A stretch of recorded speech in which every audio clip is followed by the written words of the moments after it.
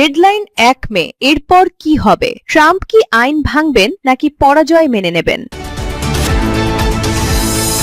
জানাবো, ইরানে ভয়াবহ হামলা করা হবে। ইরানের সময় শেষ হয়ে আসছে বলছেন ট্রাম্প। এরপর থাকছে যুদ্ধের প্রস্তুতি সম্পন্ন। মার্কিন অবরোধ অব্যাহত থাকলে চরম জবাবের হুঁশিয়ারি ইরানের। এবং সর্বশেষ জানাবো, ইরান যুদ্ধ বন্ধে তড়িঘড়ি কোনো চুক্তি চায় না যুক্তরাষ্ট্র। দর্শক, শুনছিলেন সংবাদ শিরোনাম। এখন জানিয়ে দিব বিস্তারিত সংবাদ। তবে তার আগে অনুরোধ থাকবে, এই ভিডিওটিতে একটি লাইক দিন এবং কমেন্ট করে জানিয়ে দিন আপনি কোথা থেকে বা কোন জেলা থেকে আমাদের সংবাদ শুনছেন এবং দেখছেন। ডেডলাইন ১ মে। এরপর কি হবে? ট্রাম্প কি আইন ভাঙবেন নাকি পরাজয় মেনে নেবেন? ১ মে বিশ্ব রাজনীতির ক্যালেন্ডারে এই তারিখটি এখন এক বিশাল প্রশ্নচিহ্ন।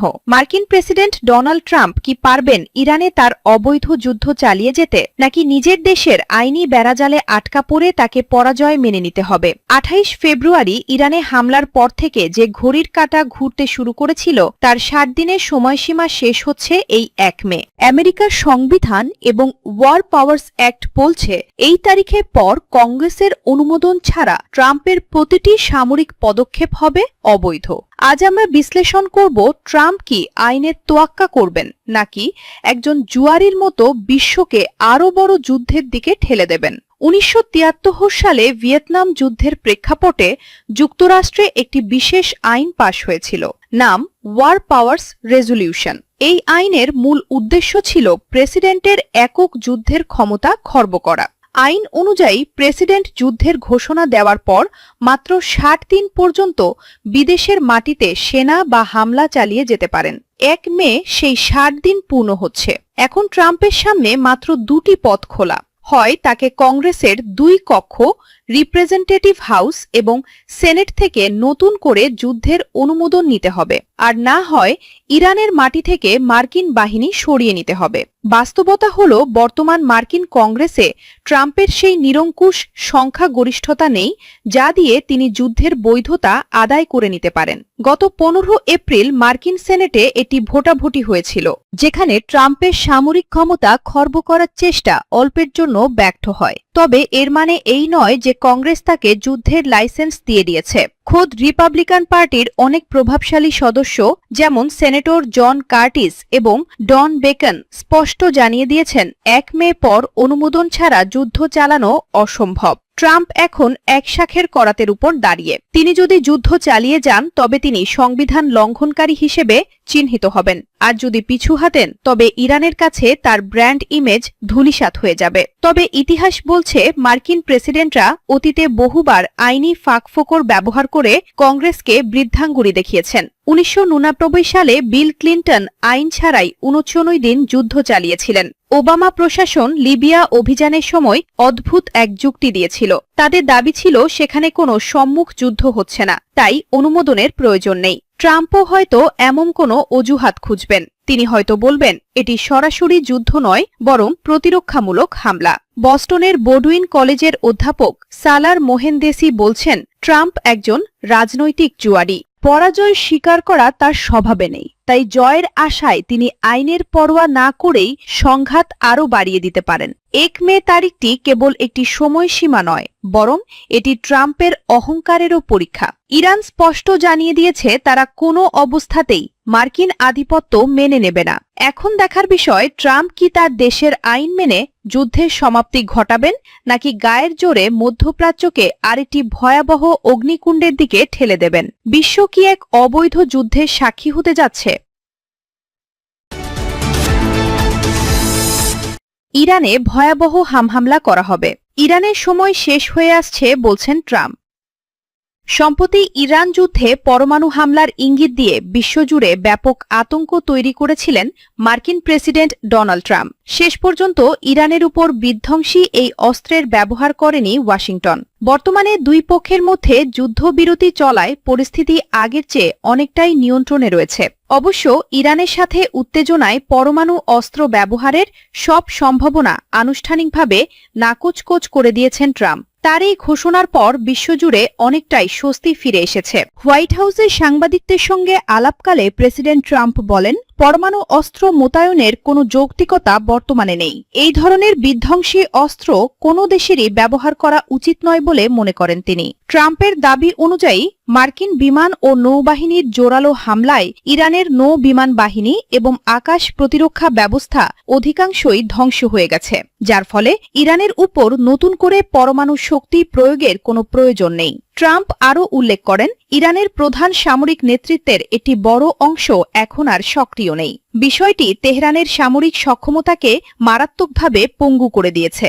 আমেরিকার সাধারণ যুদ্ধ কৌশল ব্যবহার করেই ইরানকে প্রায় ধ্বংসস্তূপে পরিণত করেছে বলে দাবি করেছেন ট্রাম্প। সেই সঙ্গে ইরানকে নতুন করে হুমকিও দিয়ে রেখেছেন তিনি। ট্রাম্প বলেন, গত 2 সপ্তাহের যুদ্ধবিরতির সুযোগ নিয়ে ইরান তাদের সামরিক শক্তি পুনরায় গড়ার কোনো গোপন চেষ্টা করলে আমেরিকা খুব দ্রুত তা আবারও ধূলিসাৎ করে দেবে। ট্রাম্পের মতে আমেরিকার সঙ্গে একটি টেকসই চুক্তিতে আসা ছাড়া ইরানের সামনে আর কোনো ভালো বিকল্প নেই। এদিকে পরমাণু অস্ত্র ব্যবহারের বিকল্প হিসেবে মধ্যপ্রাচ্যে নিজেদের নৌশক্তির এক নজিরবিহীন প্রদর্শনী শুরু করেছে আমেরিকা। বর্তমানে মধ্যপ্রাচ্য ও এর আশেপাশে 3টি বিশাল মার্কিন বিমানবাহী রণতরী মোতায়েন রয়েছে। USS George H.W. Bush Atlantic মহাসাগর পেরিয়ে আফ্রিকার হর্ন অফ আফ্রিকা হয়ে বর্তমানে ভারত মহাসাগরে অবস্থান করছে। ফলে মধ্যপ্রাচ্যে আমেরিকার সামরিক শক্তি আরও কয়েক গুণ বেড়েছে।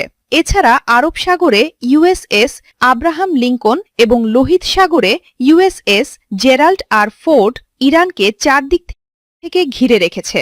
সমর বিশেষজ্ঞদের মতে পরমাণু অস্ত্র ব্যবহার না করার ঘোষণা দিয়ে যেমন বৈশ্বিক জনমতকে শান্ত রেখেছেন ট্রাম্প, তেমনি ইরানের চারপাশে 3টি শক্তিশালী স্ট্রাইক গ্রুপ মোতায়েন করে সামরিক শ্রেষ্ঠত্ব বজায় রাখার এক সুনিপুণ কৌশল নিয়েছেন তিনি। ইরানকে চাপে ফেলে চুক্তিতে সই করাতেই ট্রাম্প এই পন্থা অবলম্বন করেছেন বলে মনে করছেন বিশেষজ্ঞরা।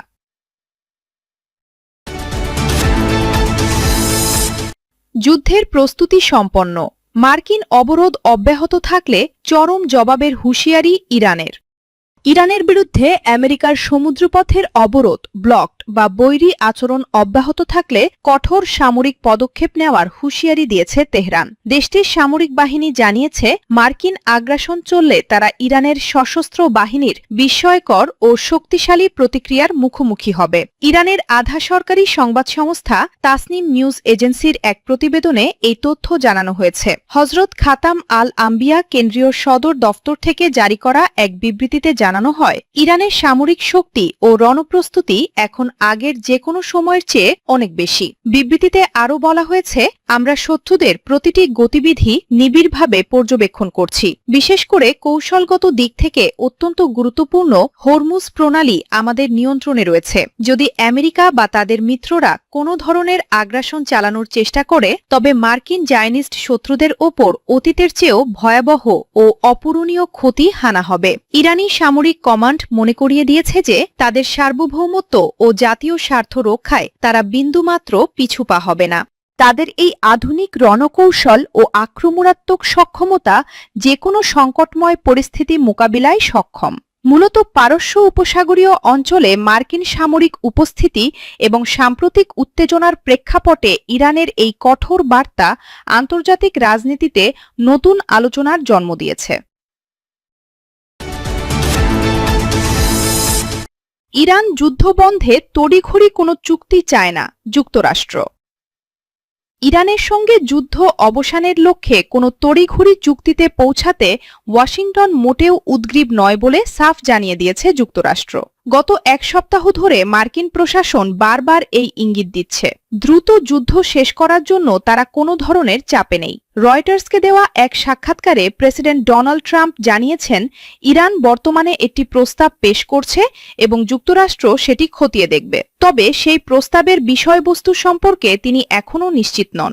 এর আগে ফক্স নিউজকেও ট্রাম্প জানিয়েছিলেন, যুদ্ধ শেষ করার জন্য তার উপর সময়ের কোনো চাপ নেই এবং তিনি একটি ভালো চুক্তির জন্য অপেক্ষা করবেন। প্রেসিডেন্টের এই অবস্থানের প্রতিধ্বনি শোনা গেছে মার্কিন প্রতিরক্ষা সচিব পিট হেগসেথের কণ্ঠেও। শুক্রবার এক সংবাদ সম্মেলনে তিনি স্পষ্ট করে বলেন, যুক্তরাষ্ট্রের হাতে যথেষ্ট সময় রয়েছে এবং তারা কোনো চুক্তিতে পৌঁছানোর জন্য মোটেও উদগ্রীব নয়। একই সম্মেলনে মার্কিন সামরিক প্রধান ড্যান কেইন সতর্কবার্তা দিয়ে জানিয়েছেন, যদি বর্তমান যুদ্ধবিরতির অবসান ঘটে তবে মার্কিন বাহিনী ইরানে পুনরায় সামরিক অভিযান শুরু করার জন্য সম্পূর্ণ প্রস্তুত রয়েছে। এদিকে ইসরায়েলের পররাষ্ট্রমন্ত্রী ইসরায়েল কাটজ এক বিস্ফোরক মন্তব্য করে জানিয়েছেন যে তারা ইরানের খামেনি রাজবংশ সম্পূর্ণ নির্মূল করার জন্য যুক্তরাষ্ট্রের সবুজ সংকেতের অপেক্ষায় রয়েছে। উল্লেখ্য, যুদ্ধের প্রথম দিনেই যুক্তরাষ্ট্র ও ইসরায়েলের যৌথ বিমান হামলায় ইরানের সর্বোচ্চ নেতা আয়াতুল্লাহ আলী খামেনি নিহত হয়েছিলেন। ইসরায়েলের এই কঠোর অবস্থান এবং যুক্তরাষ্ট্রের ধীরে চলো নীতি মধ্যপ্রাচ্যের এই সংঘাতকে আরও দীর্ঘস্থায়ী ও জটিল করে তুলতে পারে বলে ধারণা করা হচ্ছে। বর্তমানে ওয়াশিংটন কেবল নিজেদের শর্ত সাপেক্ষে একটি সুবিধাজনক চুক্তির পথেই হাঁটতে চাইছে। দর্শক, এই ছিল আমাদের হাতে পাওয়া সর্বশেষ সংবাদ। পরবর্তী সংবাদ দেখার আমন্ত্রণ জানিয়ে এখানেই বিদায় নিচ্ছি। সবাই ভালো থাকবেন, সুস্থ থাকবেন। আল্লাহ হাফেজ।